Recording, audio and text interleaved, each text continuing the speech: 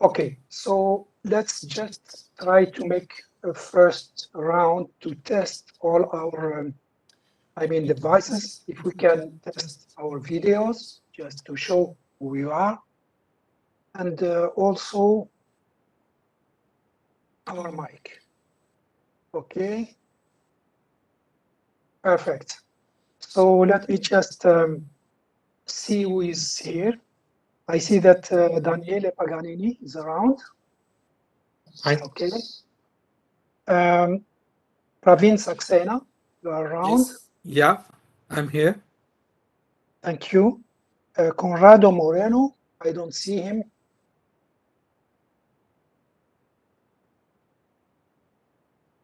Taha Nadiradze, I don't see her. Alex Nilsson, I don't see him as well. Ricard Roberts is not showing. And Rangashari, I don't see him as well. So I don't know what to do, but maybe we shall start anyway.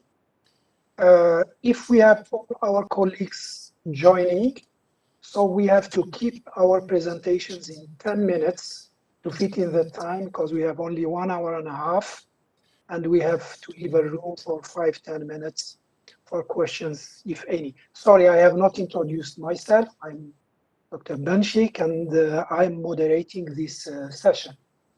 So normally I have to start with my presentations, which I will do right now. The problem is, which I'm facing, that I'm not in a position to share the content to go into my presentation. I don't know if there is any support, someone to help us or to support us. Yes, sir. I just make you a presenter, so now you are able to share your screen. Okay, thank you very Yeah. much. So I will start with my presentations. I will try to keep myself to. Okay. Do you see my presentation?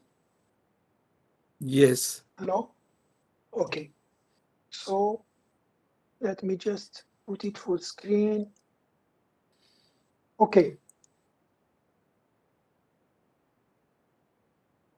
What I will be talking about, in fact, it's the role of capacity building in general, and an initiative that we have launched.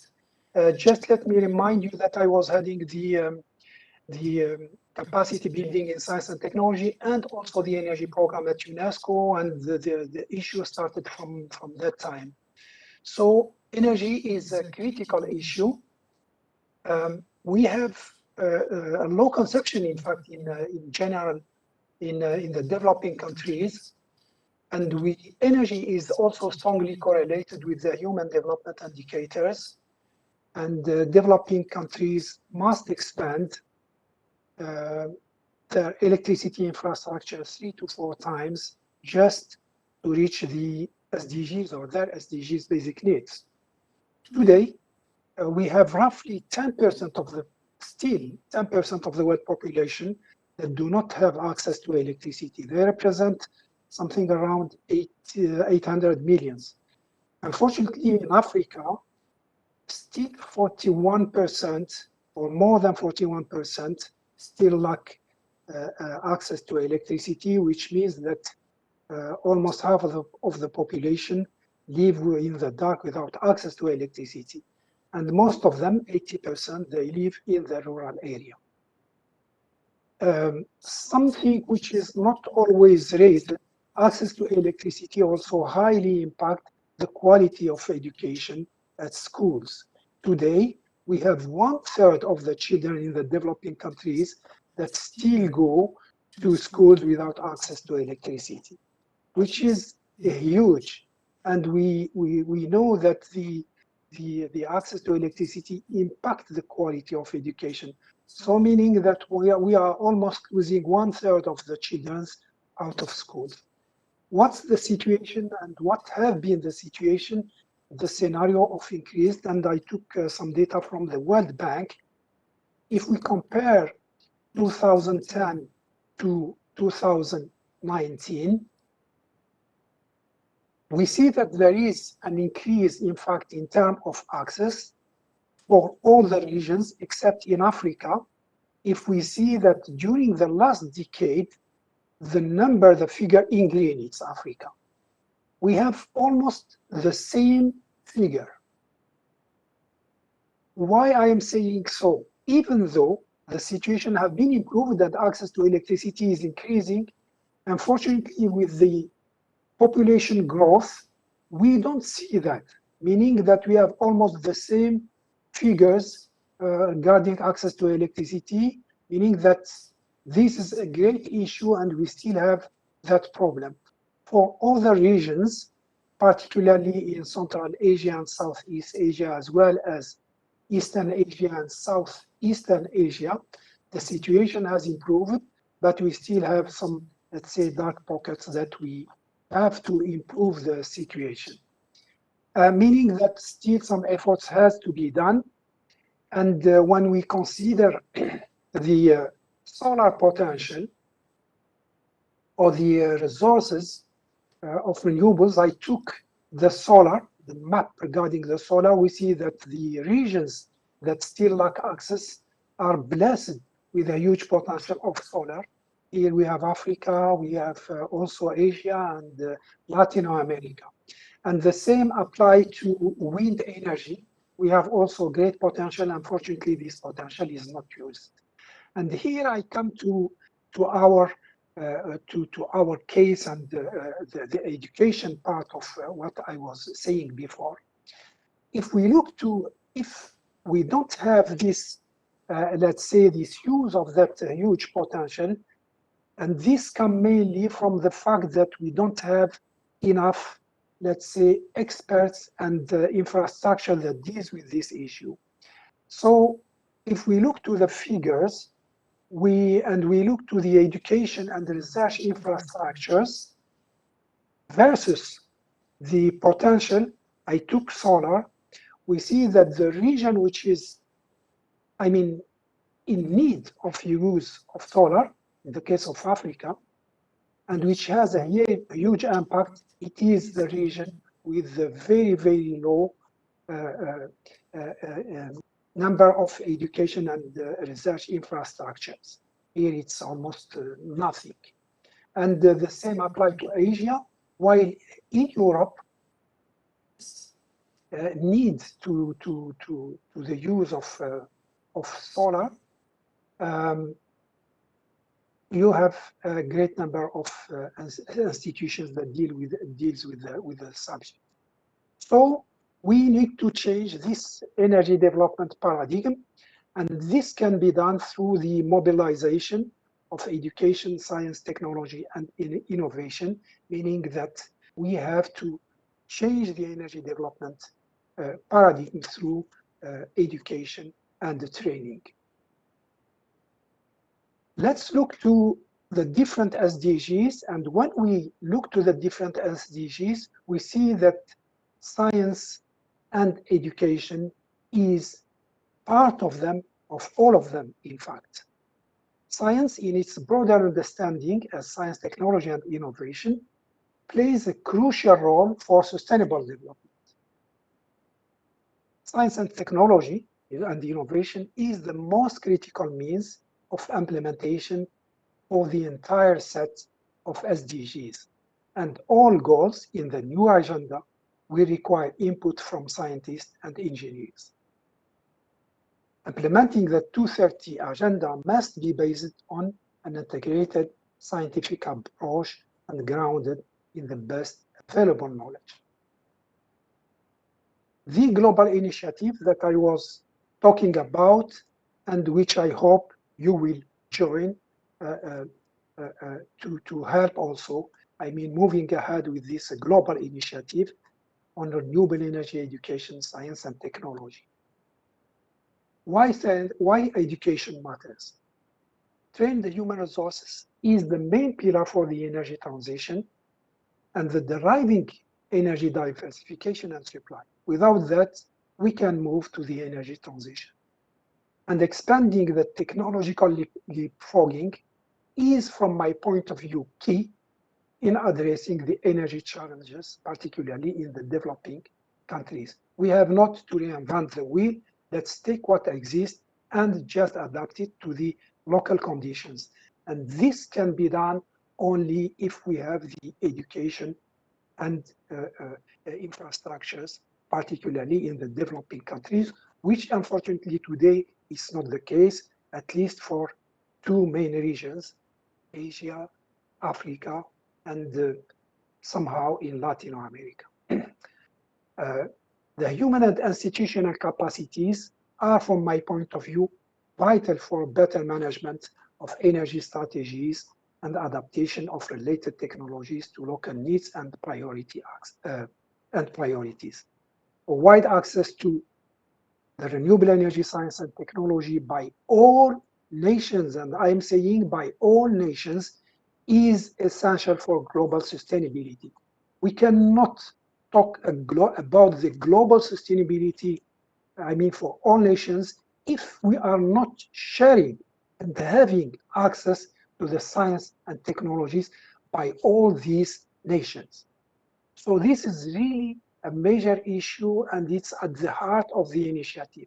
And here I would like to make a call, and that's what the message we are trying to pass to the developed nations to see how best we can share the knowledge existing in the North with the South. What are the objectives of this global initiative? The objective is to have an international scientific exchange through effective partnership and knowledge sharing, and also to promote the human and institutional capacity building, advocacy for technological leapfrogging with emphasis on developing countries, to promote effective policies, which are missing, by the way, and institutional frameworks that will facilitate technological advances, provide support to innovative technologies that enhance field knowledge, and develop innovative learning teaching tools for all different levels of training. The way to move ahead with that, and these are suggestions I would like to make, that we need to link the different agendas. We should have a comprehensive and holistic approach, not by item, but to energy, science, technology, climate, sustainable development, and other SDGs. This is crucial because most of the time we hear talking only about climate, and we forgot that climate change is strictly and directly linked to know-how, also linked to energy, science, and technology, and also to a global sustainable development. You can't request measures from the developing countries similarly to the developed countries unless we have the same condition. So this is essential, and I do believe that we need somehow to link all this agenda to give priority to all the different topics and not only to one selected topic, because the topics are all linked. The human and institutional capacity building and capacity development are key drivers to local development and global sustainability. And we have to push forward also for that and show how it's important, the issue of the human capacities.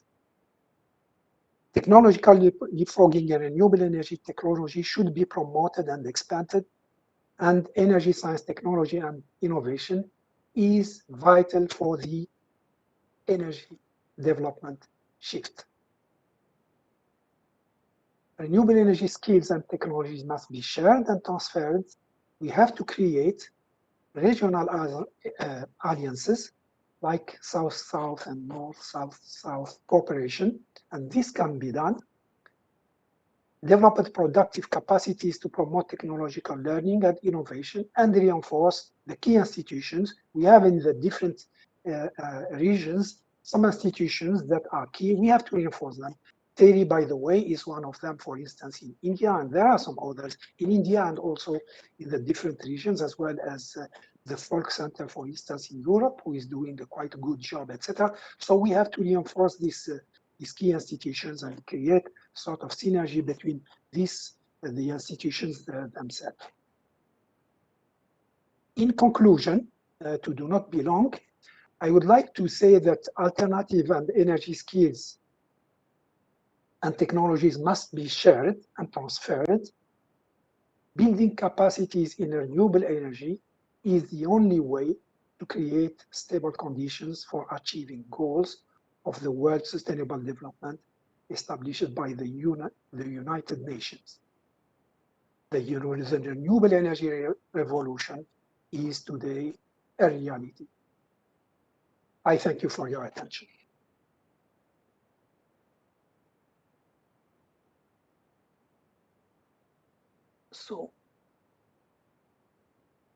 So now let me give the floor. We will take questions at the end if there is any question. Let me give the floor to Daniele. Daniele, so please, you have 10 minutes. Go ahead. Good afternoon. Let me share the screen.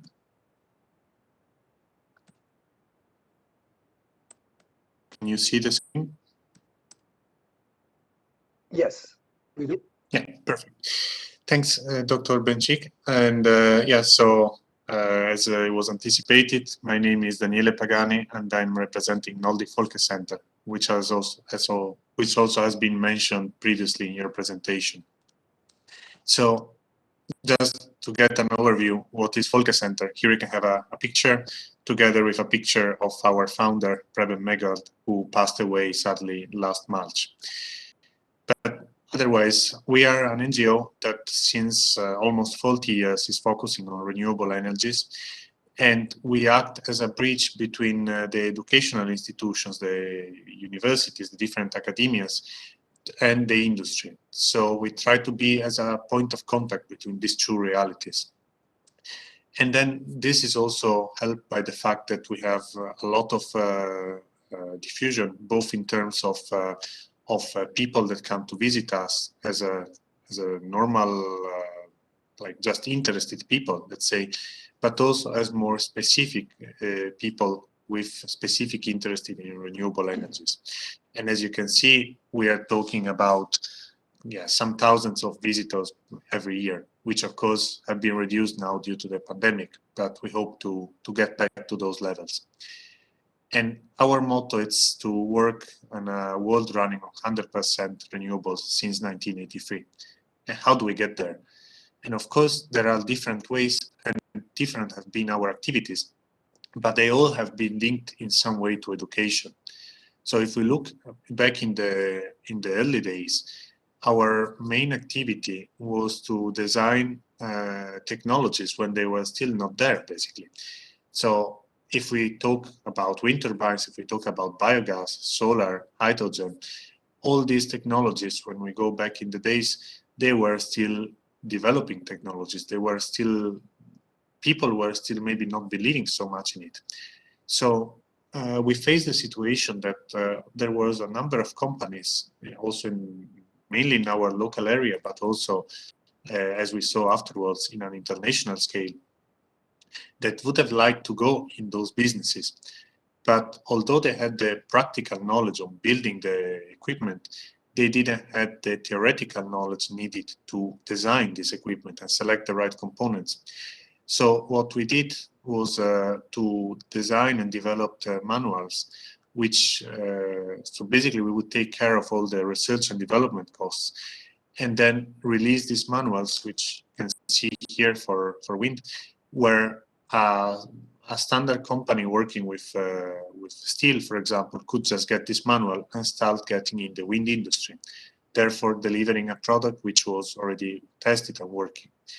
And we have done so for wind, for example, we have done it for 7.5 kilowatt to half a megawatt. And all these manuals are available as a pretty much open source knowledge that we have developed. And of course, this part of education goes hand in hand with small and medium-sized enterprises. So this is also one of our pillars that that has been basically assisting in developing products. Still now, even if wind is a solid technology, we get a lot of demands in terms of we have new ideas we would like to test, and this is mainly for small wind turbines. But still, what we used to call small some years ago, what we used to call big some years ago, they are the small ones, which means that all these solutions can have a huge impact in other countries where wind, for example, is not so developed yet. So we cooperate with SMEs, as said, and we do testing, we do assistance in product development, and we also help them entering in new markets.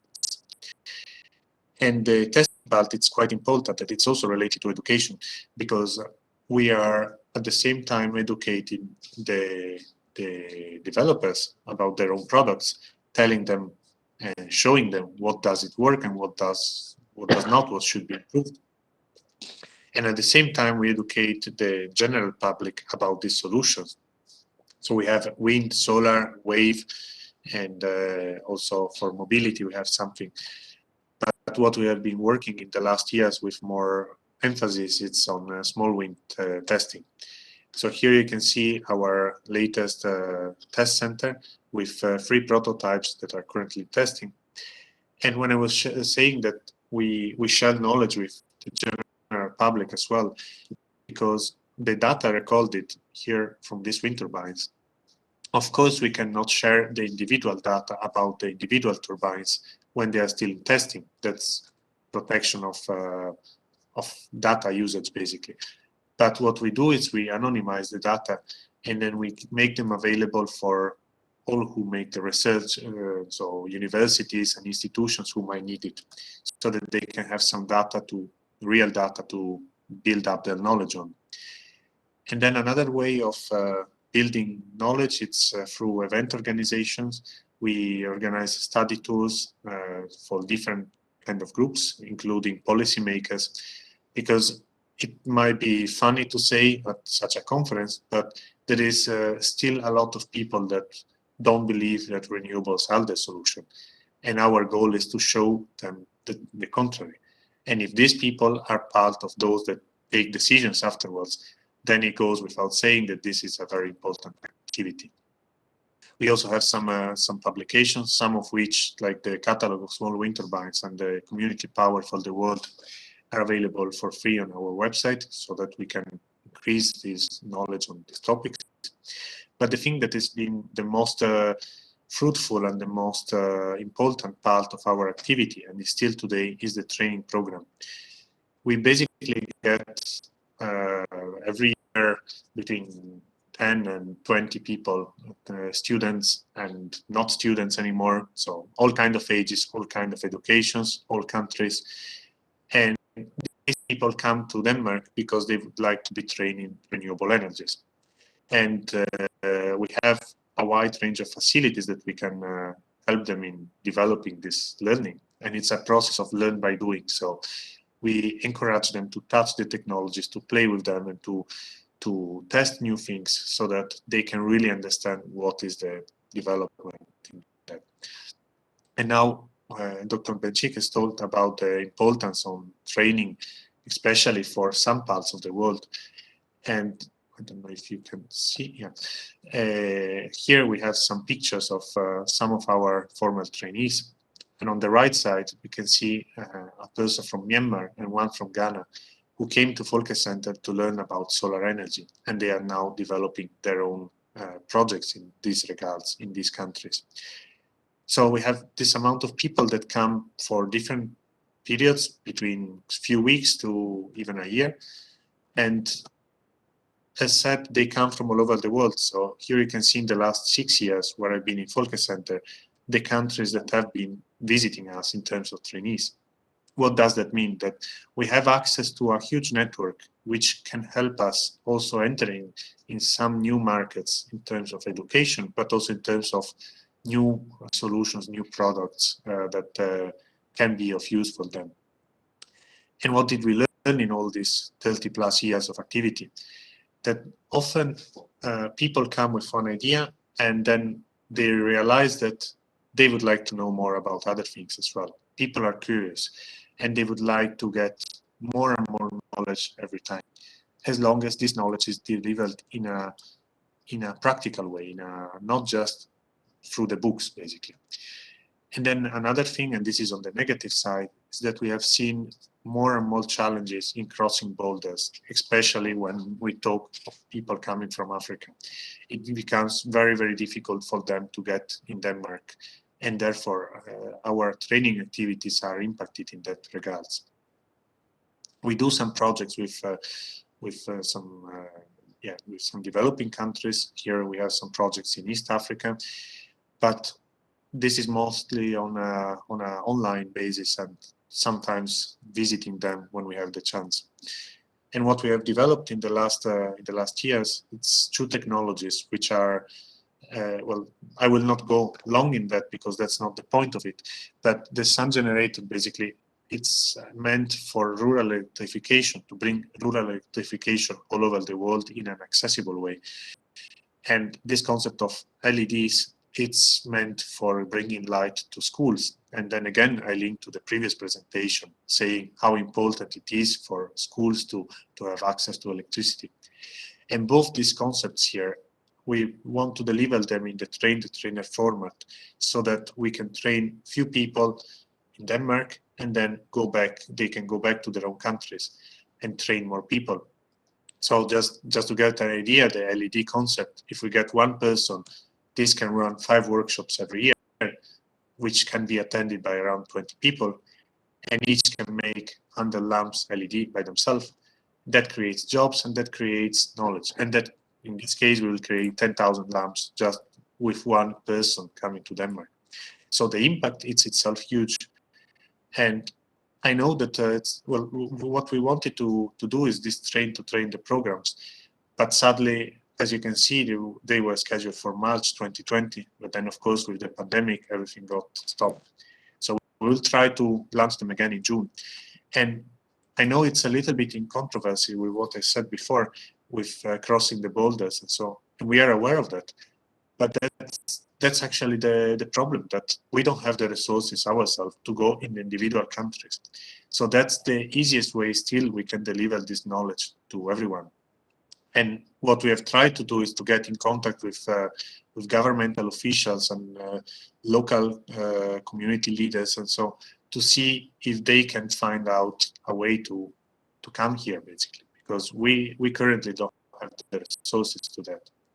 We run some local workshops, as you can see, for people in our area, but that's not what we would like to focus on for the developing countries.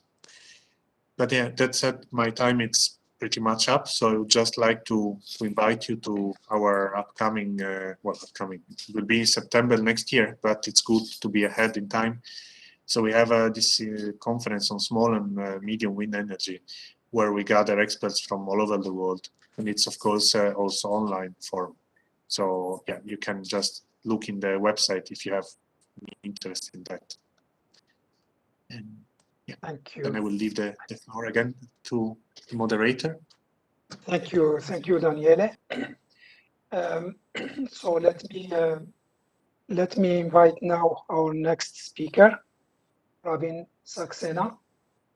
And please, I would like to invite you to keep to the time, 10 minutes. So this will provide us with a room to interact between us and maybe with others who will join us later on. Please, Mr. Saxena. Thank you very much. I am Praveen Saxena. I would like to share my screen.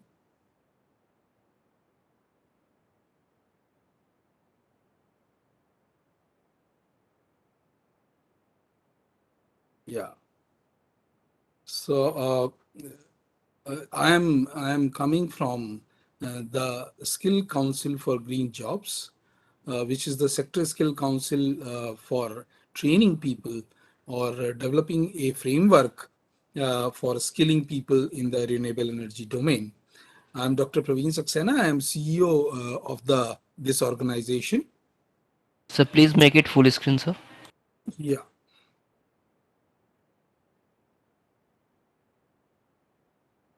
Is this okay now? Yes, sir. Perfect. Fine, thank you. So I was telling that I am coming from the renewable energy fraternity, and I have spent about 40 years uh, in renewable energy domain, starting from 1982. And I was with Ministry of New and Renewable Energy. So fairly good idea of the programs. But today I'm going to focus mainly on where we are and how we are addressing the issue of skilled manpower as far as renewable energy is concerned. Very quickly, if I mention about the creation of this sector skill council, in fact, skilling is something which is not very old in our country.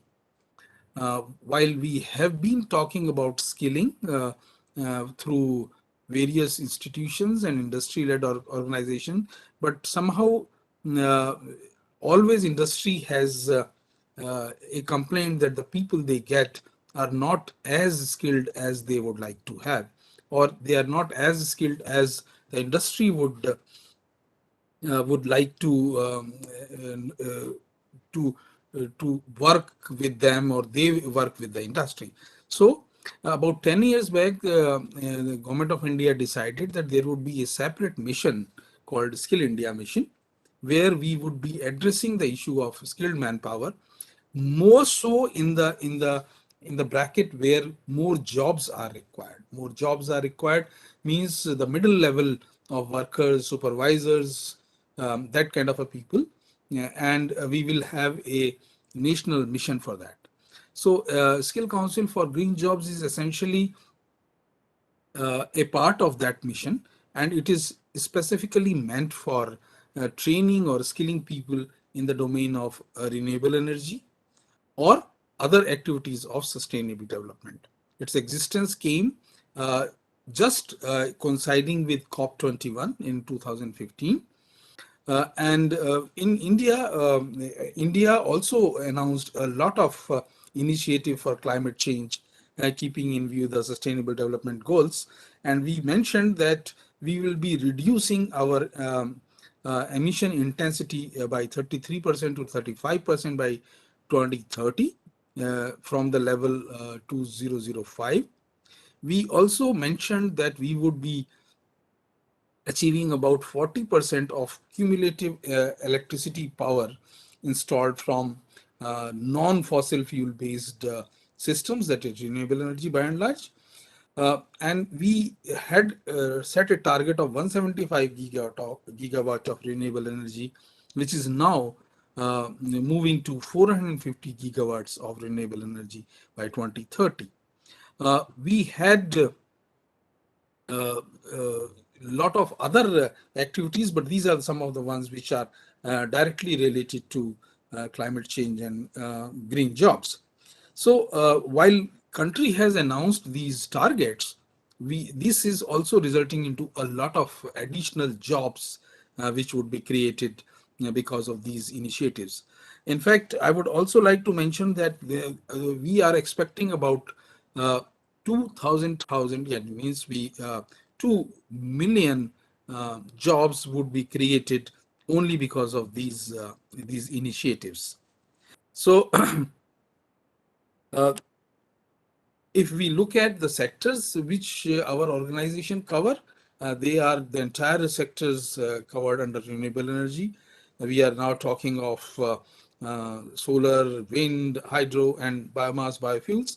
We also cover, keeping in view the sustainable development and other activities, the environment, forest, and climate change activities relating to waste management, water management, e-waste management, and carbon sink. We are also into green transportation, and we are also into green buildings. One additional thing which has very quickly come and which is putting our country into a different target mode is Honorable Prime Minister announcing that we would be moving towards energy independence by when we complete 100 years of our independence, that is 2047. We would be working towards a mission on circular economy.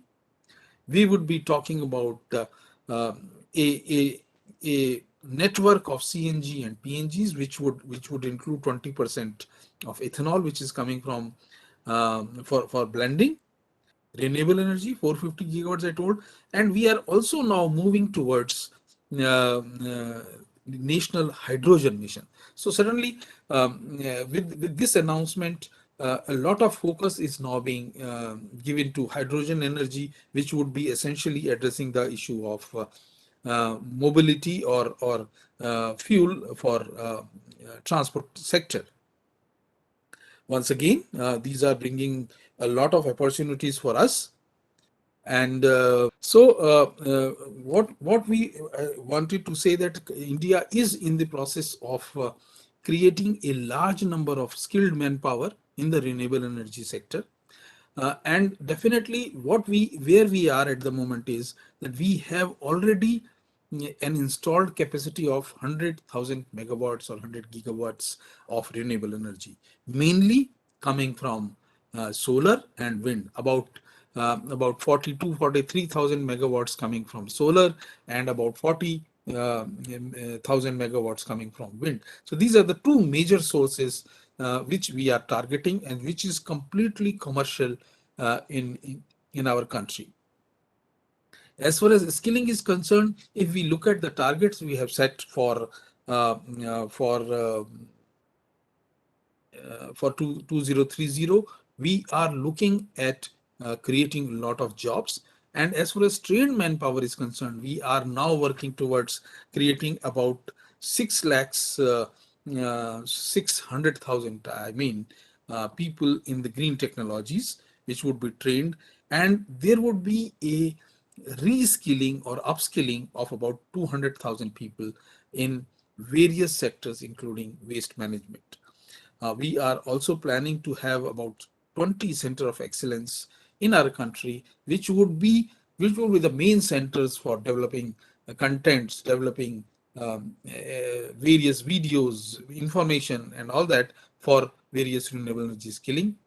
We are planning to introduce once again a new set of training centers across the country, by and large using the existing framework, because we already have about 350 training centers, and the program would focus on certified trainers to provide these things. These are some of the major things. How we do is that very quickly I will cover that. We talk to industry. We are supposed to be a industry-led organization. We talk to a specific industry, understand what kind of skill gaps are there. We also look at the market size, how the trends are going, where the projects are being set up. And in fact, the effort is normally to understand from the geographical point of view where the projects are likely to come and develop local manpower in those areas. So we do develop occupational maps and career progressions, map labor market information, stakeholder maps and consultation qualification to be developed around these requirements, and impart various trainings. These are in fact some of the job roles, or the most of the job roles I will say, are government approved job roles, but definitely that qualification which is approved by government should have a lot of traction as far as industry manpower is required. So I'll quickly stop at this point, considering the time of 10 minutes. But we have, my presentation would be available, and we have a complete detailed cycle as to how we do standards, talk to industry, develop standards for skilling, develop standard qualifications, and how the trainings are being imparted to our people, and how we are now targeting that we will be very happy to impart trainings to all outside world. In fact, the Skill Council for Green Jobs has imparted training for about 29 International Solar Alliance countries.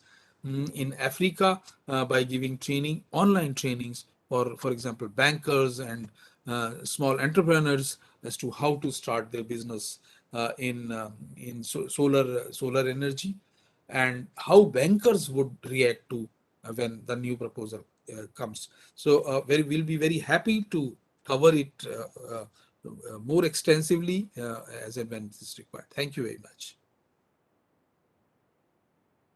Thank you, Pravin, and congratulations. I see that things are moving quite all right and the right direction. So congratulations. I hope Thank you. that we will have to interact very soon and see how we can take this experience to other regions. Thank you very much. So now I would like to give the floor to our next speaker. I say that Conrado is not around. So Mrs. Kakak Nadiradze, please, can you? I don't see her. See, I see her here. Mr. or Mrs. Nadiradze? Do you hear me? Hello? Okay. Alex Nielsen?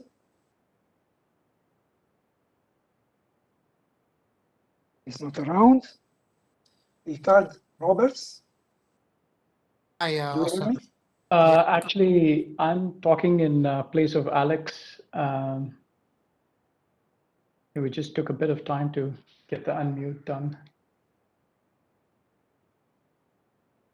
Sorry, Richard, if you want to go first, it's okay with me, but Vijay, it'll be a pleasure to listen to you first, so I will wait and listen. great. Thanks, Richard. Appreciate it. Sorry, Alex could not be here. Alex was also Please caught up. just do me a favor, try to keep in time if you don't mind, okay? Yeah, sure. Yeah, I'll Thank do you. that. So I'll just do a quick introduction. My name is Vijay. I'm the managing director for the Eastern Hemisphere for mass training.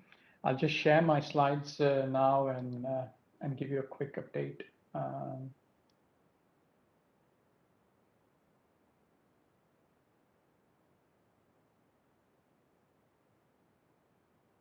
I hope you can see it.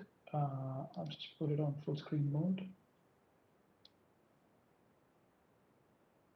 So MERS training is part of the AP Moller MERS group, which hopefully is familiar for a lot of people. You might have seen those containers and know MERS. We're part of the same group, but we are a for-profit training organization.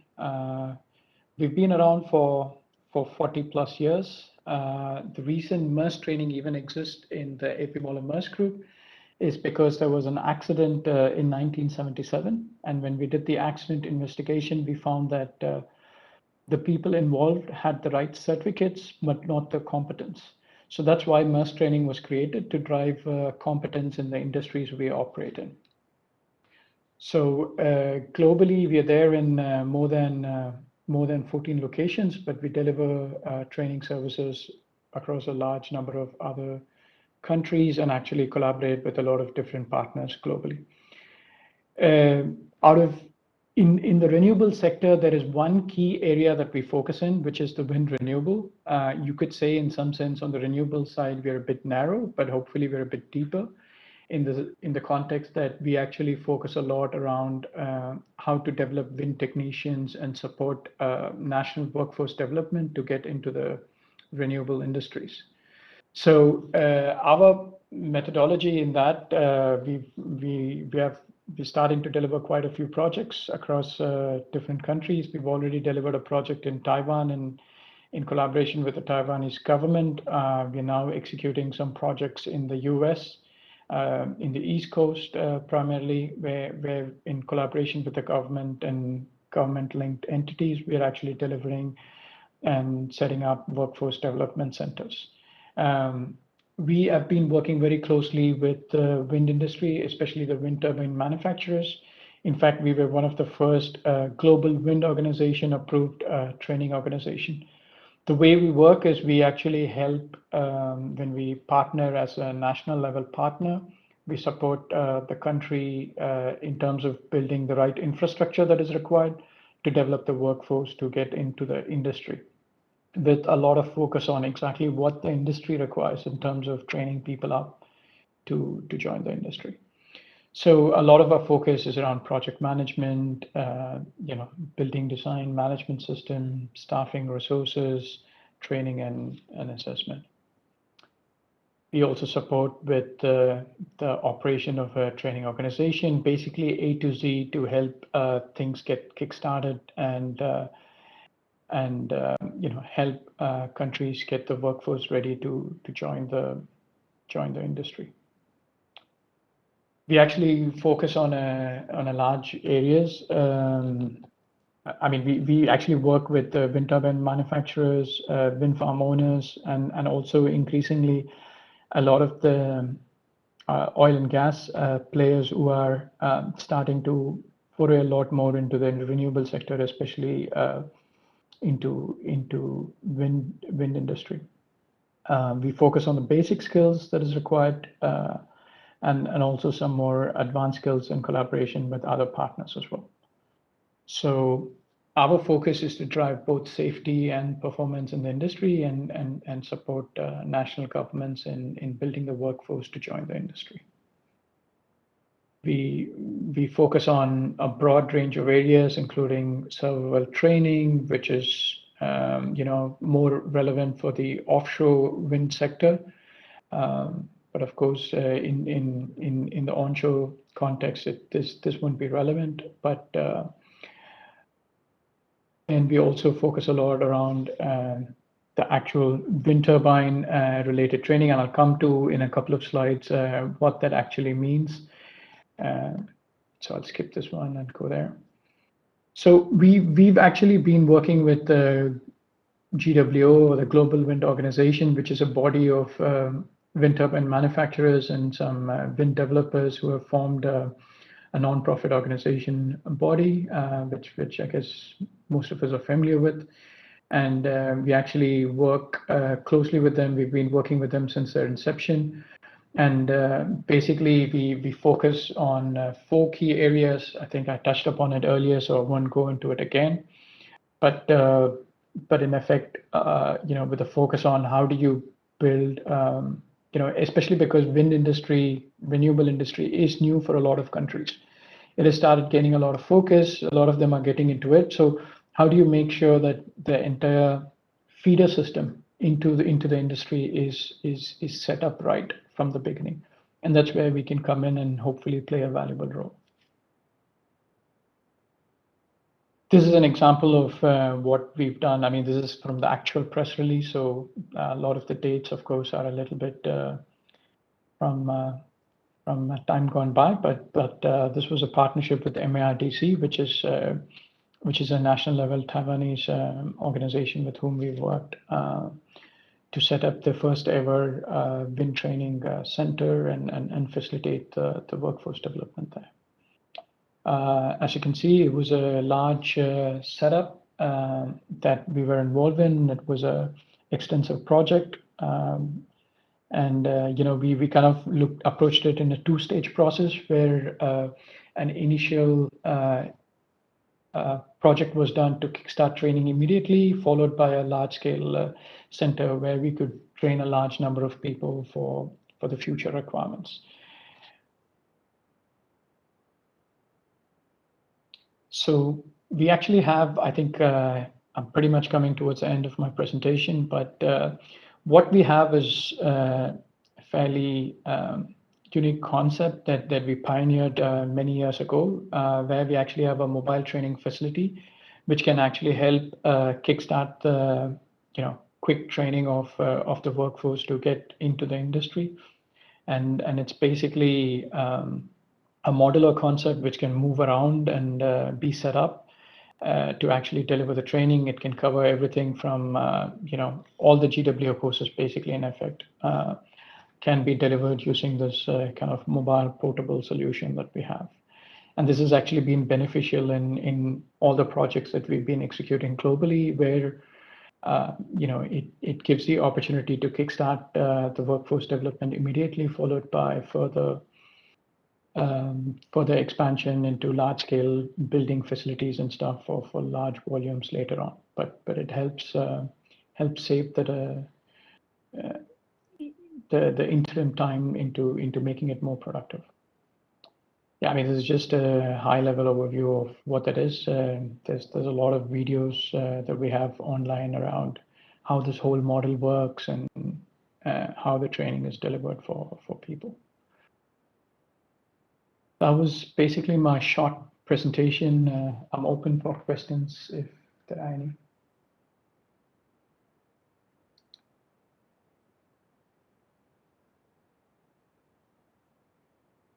Thank you, Vijay. Thank you very much for your presentation. So we will come to questions if we have time at the end of the session. Thank you. And now I would like to give the floor to Richard or Richard. Please correct me. Yeah, it's Richard. It's Richard. Okay. So sorry. Please, Richard, go ahead. The floor is yours. You have 10 minutes. Trying to share my presentation. Can everybody see this? Yes, we do. Okay. So first of all, thank you for letting me join the session. It's always useful to exchange information between parties. Maersk and Opito have a strong relationship, but it's still interesting to see what they're doing. And there's areas that you and I need to discuss, Vijay, when I'm back in Dubai. Also, the presentation on Norway and the presentation from Green Skills was, for me, very interesting. So working together to develop a safe and skilled energy workforce.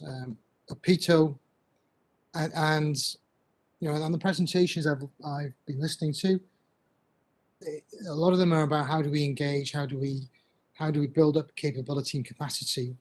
Well, in the North Sea and in Europe, and as you can see from Vijay's presentations, and even in India, it's active, it's growing, and there are challenges that people have had. So Opito are a global energy skills body. We're non-for-profit. We see our heart and core as being the energy sector, and our ambition is to be recognized as a global lead body for this. Our purpose is to deliver a safe and skilled workforce for the energy sector now and in the future. And we have strong values, which are collaboration, integrity, and that we're very adaptive and flexible. So we're owned by industry, and we work with many of the operators who are also moving into the renewable sector. And on our board are key operators, global operators, unions, and others. We train some of the region, or people are trained to our standards, 375,000 people a year in 237 centres globally, and we operate in over 50 countries. So our core and our heart has always been kind of emergency response, things to do with offshore work that Vijay's talked about. GWO have got a good core, and we're looking to collaborate and work with them to bring our expertise to bear within areas that they haven't currently got standards, and it'll take time. There's another point I want to make in a minute, but anybody working offshore, be it within wind turbines, be it within hydrogen, be it within carbon capture, be it within the sectors that overlap between oil and gas, where we'll need these skills, as will a new hydrogen sector need these skills and capabilities, both onshore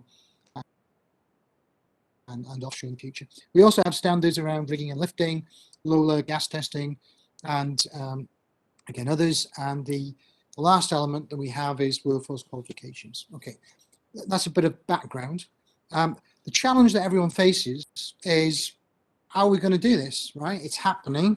People are moving. There's going to be a need for 42 million jobs by 2050. So how do we support the development of that energy workforce? So APITO has developed an energy transition team that was developed to establish people to move into the sector, right? To allow people to cross boundaries. What I'm seeing in Africa and what I believe will happen in India will be integrated energy projects.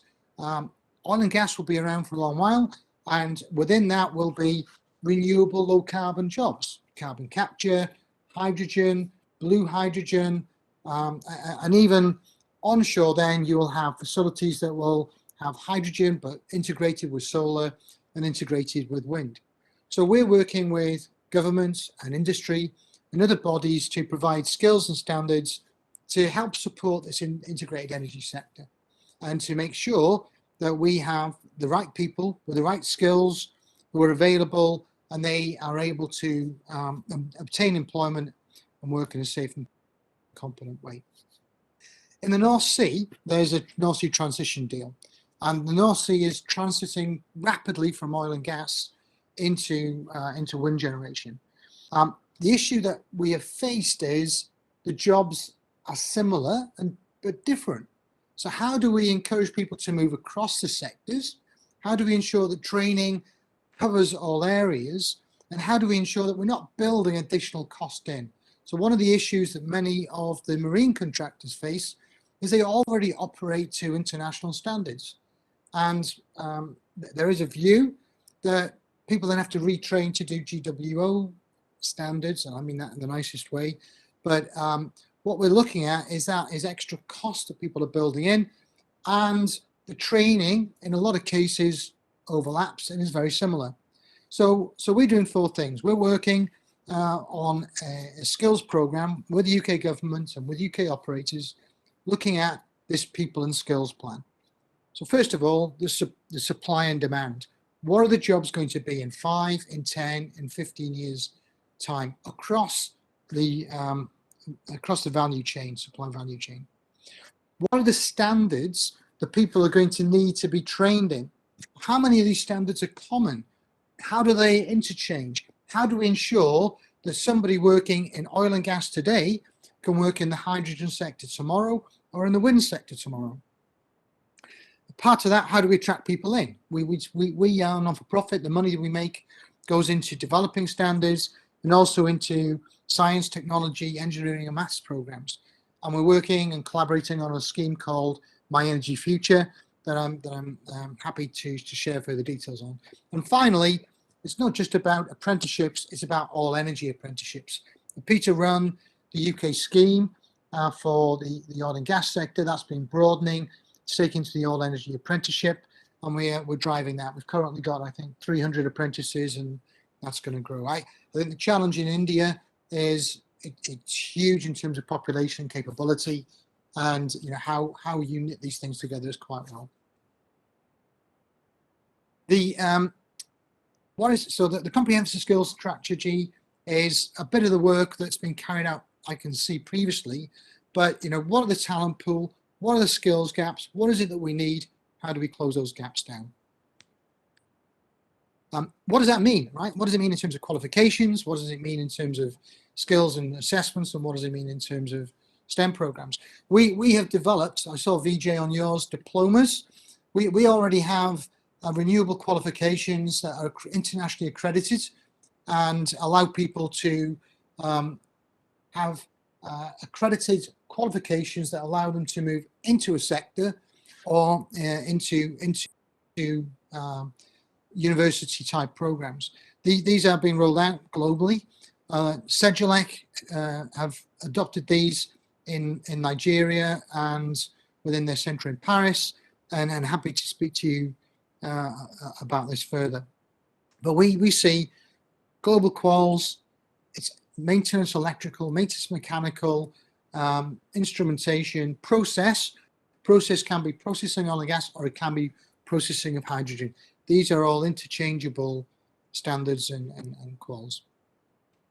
So what we're doing, we're working in 3 areas: offshore renewables, offshore wind, fixed and floating, marine renewables, and also you have to look at the port sector, because in building that marine capability, then you're going to need the ports and supply chain to be able to support that as well. We're working on hydrogen capture and carbon capture. So we're looking at green hydrogen skills, what that means, how do we get the workforce skilled up.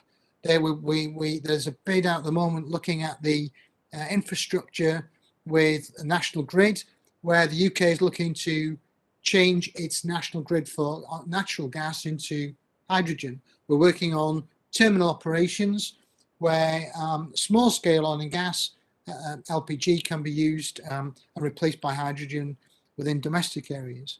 We're looking at blue hydrogen production, we're looking at carbon capture. And then obviously we've got solar, geothermal and storage. And this is all about common standards and common work. And this work is ongoing. We've got different people working at looking at how the current standards can be transferred into the sector. What are the gaps? What needs to be built? And how do we take it forward? And underpinning that by competency work-based assessments. So the UK government has a hydrogen strategy. So the ambition is 5 gigawatts of low carbon energy by 2030. And that will bring somewhere in the region in the UK, 9,000 green jobs and £4 billion of investment. And they believe that by 2050, 100,000 jobs. So we're working in partnership with all these bodies to look at how we make sure the infrastructure is geared up to deliver the labour and the supply chain of labour as and when it's required. And this is moving extremely rapidly in the northeast corner of the UK. VJ mentioned northeast US. It's in its formative stage. There are similar projects in Australia, around Melbourne, and as VJ mentioned, in Taiwan and elsewhere.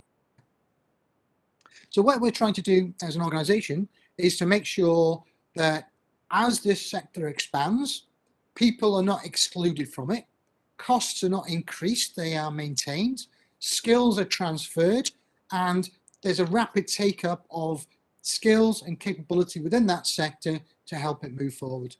Energy STEM programs and My Energy Future are core to that, publicising it, letting people know. One of the early speakers I listened to talked about everything's about climate change. Underneath it all, in order to reduce the impact of climate change, all these elements, key elements, need to be in place. And we're not going to do that without engaging young people in the right way in these processes, by seeing that there is a future, and by joining the journey, they can get there rather than just protesting about it.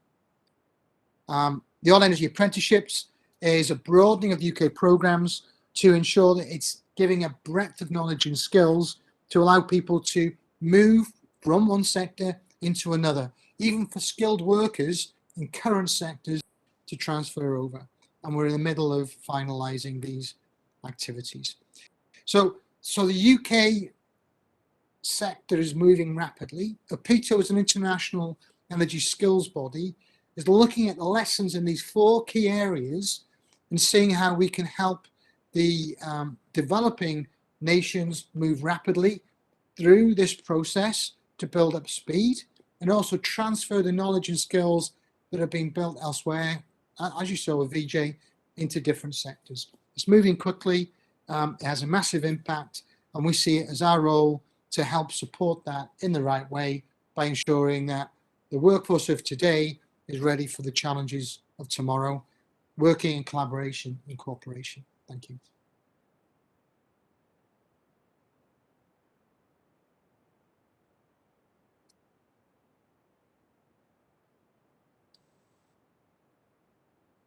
Thank you, Richard. Have you concluded? I have concluded, yeah. Okay, thank you. Thank you very much, and thank you for keeping the time. I want just to repeat again, Dr. Nadiradze. I see the name, but they are not showing. Okay. So I hope I have not forgotten anyone. Okay. So we are ahead of time. So we can take, let's say, a few questions. I'd like just to invite you to have to unstop your video so we can see each other and interact with some questions if there are, as we have a room for that. We have maybe 20 minutes still for some questions. Now, I have personally a general question related to the capacity building in general. And this goes to, in fact, almost all of you. Is there any follow-up when you have a training course?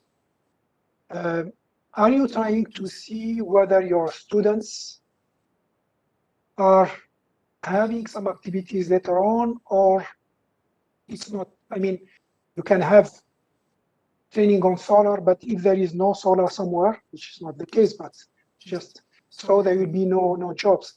I think that the Folk Center has provided, and I know what they are doing, so they have on the ground, let's say, some activities, and the activities are done based on local needs. So I want to have your feedback because this is really important. The second question that I will also put on the floor, in fact, for all of you, is there any governmental request? Because the training issue is, from my point of view, the poor parent. When it comes to decision making, energy is huge. So everyone, they talk about it, and the government take decisions, put budget, etc. But when it comes to human resource development, particularly in a specific case, the case of energy, we don't see, let's say, voluntary government. So I want to have your reaction as you are on the ground, whether you have some requests, governmental requests, or it's private requests. I mean, specific institutions try to get in touch with you. So please, any one of you, I don't know, maybe I can start with the second question, either Vijay or Richard, you can respond to my question as I see that it's really specific topic. And then we get back to our friend Daniele and Praveen. Please. So if I can go first, then from our end, generally, we have been approached at a governmental level.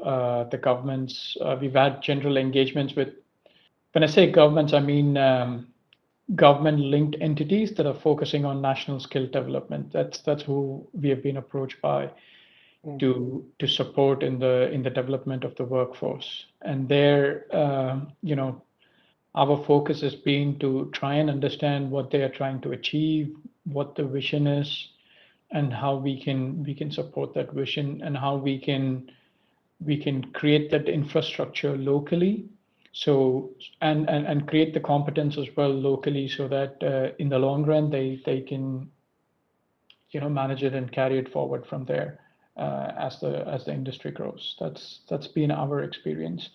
And in terms of what the specific request is, when we have been approached on these things, the general, at least so far, what we've experienced is the request has been much more about the focus on how do we get the workforce industry ready. I think that is the key focus, because I think a lot of these government-linked organizations, for one reason or the other, have, for want of a better word, burnt their fingers in the past, where they've rolled out programs, but gotten a lot of young graduates to go through a program, but when people get out of it, the industry, finds them that they're not ready for what they've gone through, and then there seems to be a little bit of a mismatch. So in general, that's one of the key things that the governments are focusing on. How do we make people industry ready? So we prepare them for the requirements of today and tomorrow, rather than maybe what was there in the past. Thank you. Thank you. Richard, your reaction? From my side, training is one element. Just to answer your first point, How do you check that? Well, we work by ensuring that there's assessment then carried out in the workplace within the current structures we've got within oil and gas, and there's also refresher training requirements that are there. So by doing that, you're checking that these things are in place and they work. The second thing is we're getting requests from all areas. We're getting requests from governments in terms of helping them understand the challenges and preparing for those challenges. And from the private sector, from operators who are currently on the ground, wanting to make sure that the skills standards are there for individuals.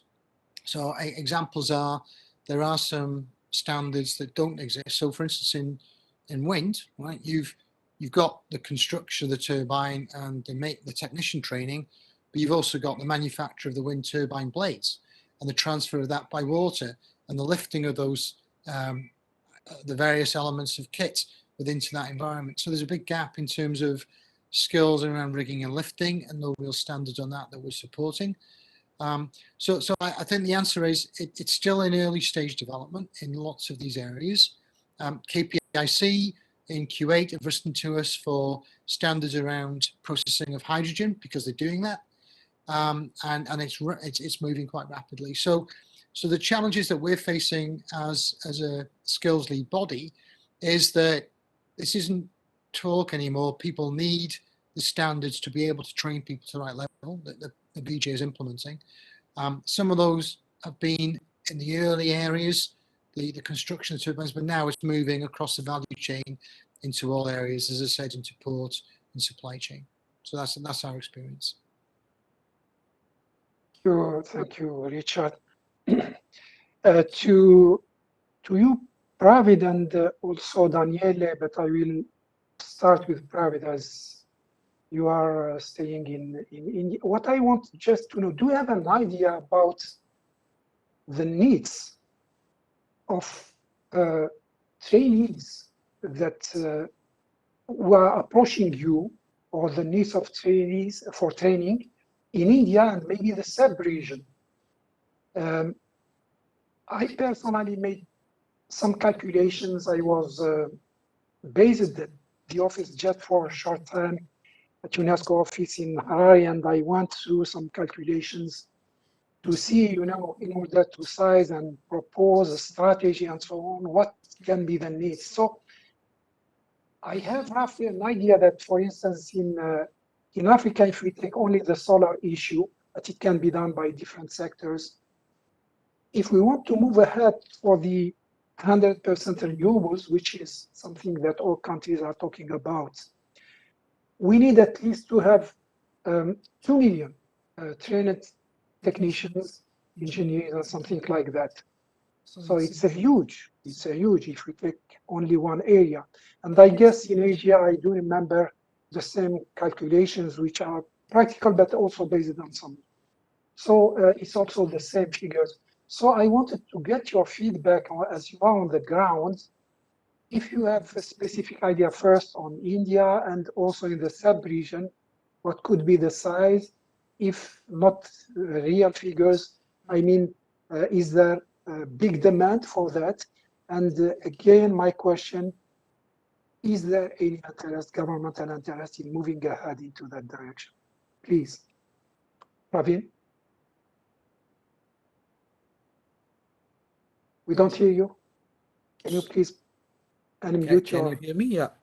Yes, please. Now, yes. So very, very pertinent question, and the same question keeps on bothering me also as someone who is looking at what kind of a manpower, how much, and how do we cater to that? Is it really possible, not possible? So as far as India is concerned, first your question whether government is pushing this thing, or industry is asking for these things. It is in fact both things are happening. While when government formulates a program of, for example, 100,000 megawatts or 450,000 megawatts or gigawatts, they do have a budget apportioned for skilling the manpower. So they have a specific target. Yes, so many people should be upskilled or trained to cater to this requirement. So that becomes a government pull as far as manpower is concerned.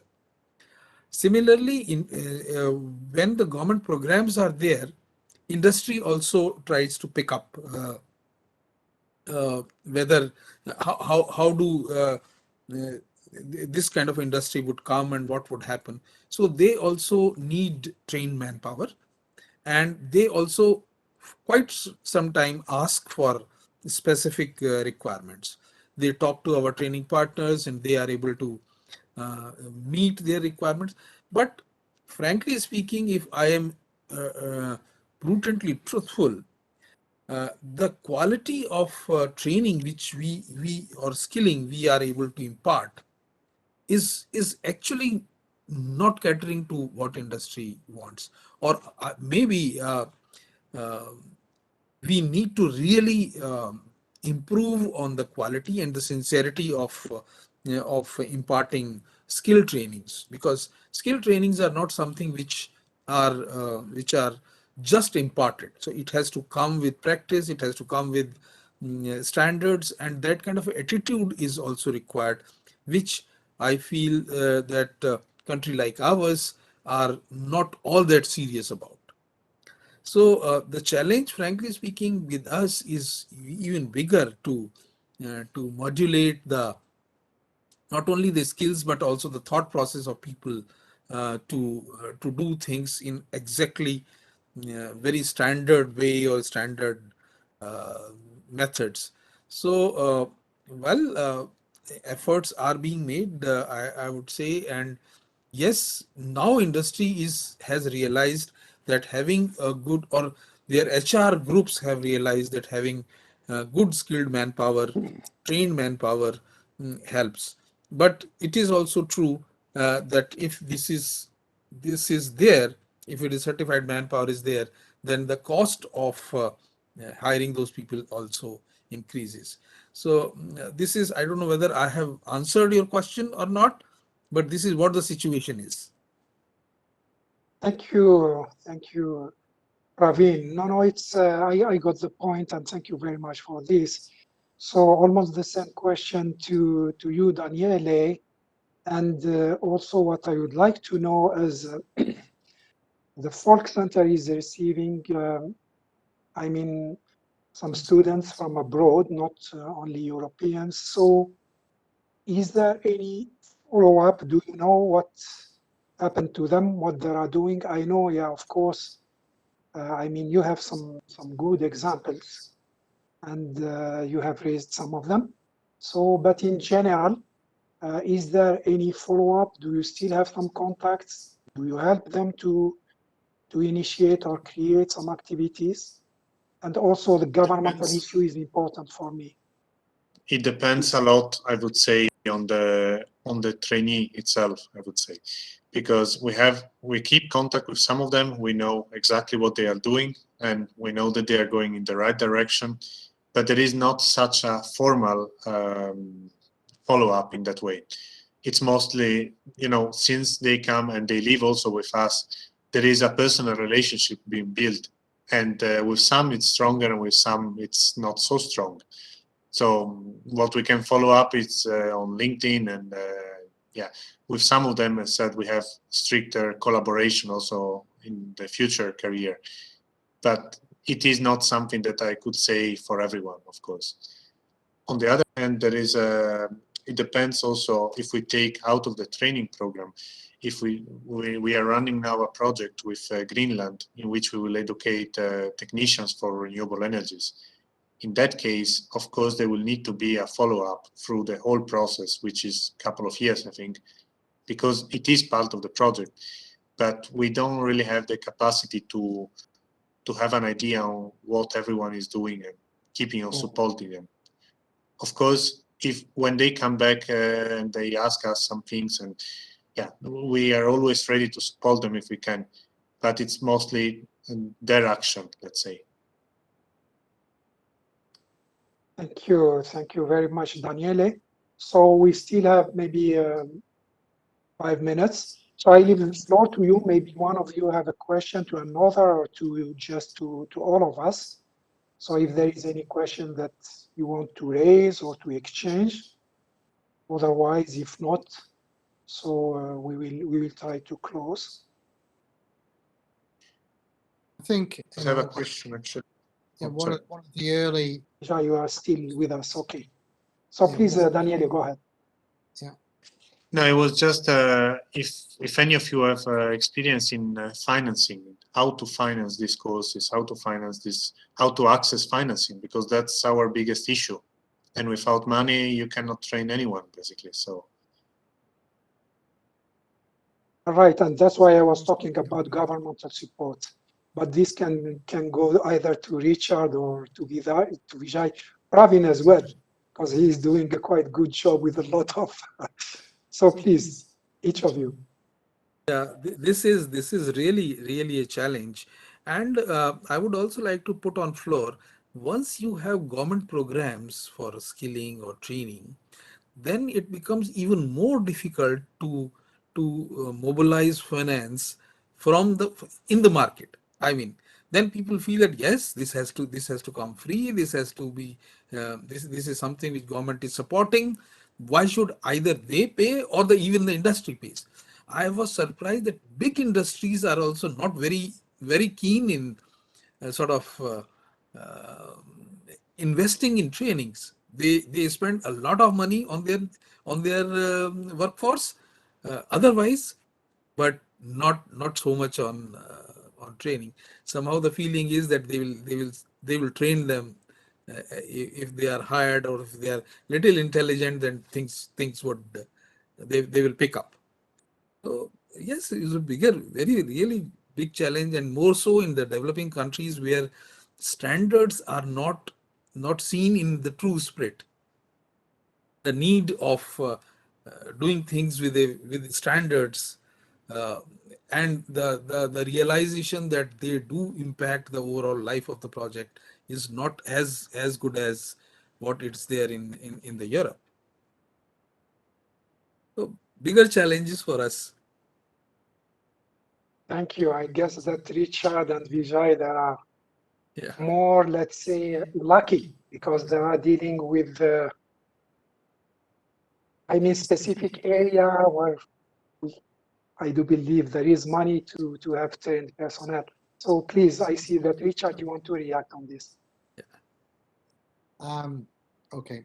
Well, there are two things really. One is regulation becomes important, right? So the fact people have to be trained is one element, but they have to be competent, and you have to prove that they're competent. So I remember seeing one of the, I think it was 750 training centers in India, and we have like 250 globally that we audit regularly and we check what's going on.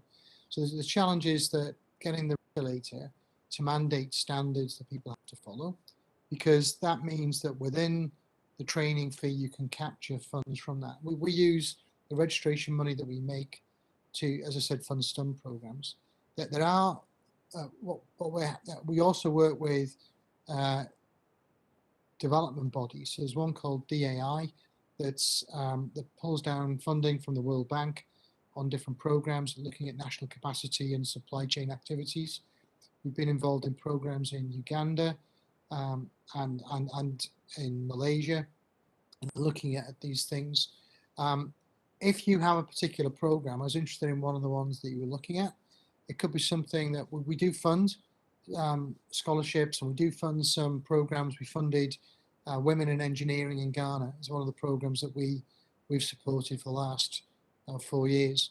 So unlike Vijay, say he's in a for-profit environment. Yes, he has shareholders to account to. We can kind of use that.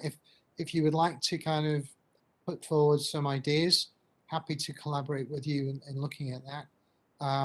We're happy to, we've got training standards and qualifications that we're keen to see rolled out. We've got train the trainer qualifications and standards and assessor quals. There's areas of collaboration. So as an organization, happy to talk to you and see if there are some projects there that are of interest to you and help us see that wider workforce development take place. And secondly, we can probably help to introduce you to other bodies that are looking at national development programs internationally who do exactly pull down funding from World Bank and other programs to create capacity building. So happy to exchange information on that, and very keen to talk about India, and very keen to make contact with you again, VJ, on some of these other areas that are collaborative, I hope. So thank you so much. Thanks. We will definitely try to explore the possibilities. Thanks to all of you. In fact, indeed, it's one of the problems. I mean, the financing for the education part. And honestly speaking, when I was in my presentation talking about the global initiative, this is the objective, because I touched that point quite a long time ago. And this is the poor parent. And I do believe, and I call it always, that the education and training in energy in general is the missed SDG. It was not easy to bring energy as an issue among the SDGs. It was a long fight. We have contributed to that, and I personally was involved in that committee, UN committee, where all the UN institutions, they designated a focal point, and I was representing UNESCO, and we advised Ban Ki-moon at that time. We provided this suggestion to bring the energy issue as one of the SDGs. Thanks to God, it was adopted. But what's still missing, and I do believe, and this is a new fight I am fighting for, is to bring the issue of know-how and knowledge and the transfer, sharing of knowledge, etc., the building human resources in places where it's difficult to get it. We are talking about Asia, Africa, and other regions. This is something, and if you don't have the governmental support, where to get money? And this is really a problem. So it has to be binding. And to be binding, so there should be something at the UN level or international level that should happen. And this can be done through an initiative or global initiative that maybe help pushing the ball, and we will certainly one day have it as really seriously an issue. Otherwise, nothing will happen.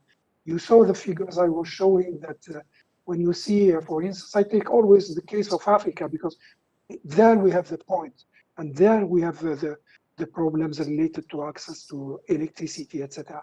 So you don't have infrastructure for training. So how you can have local industry, how you can, so this is something that we have to work all for it.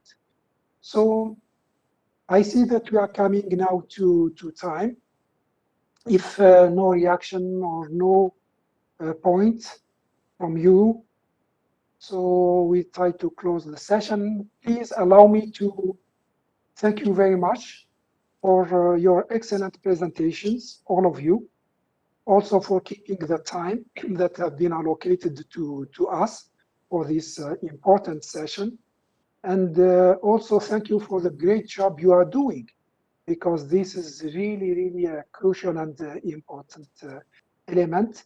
So please continue, and please let's interact between yourself, and also I might maybe knock on your door, or please also come back to me.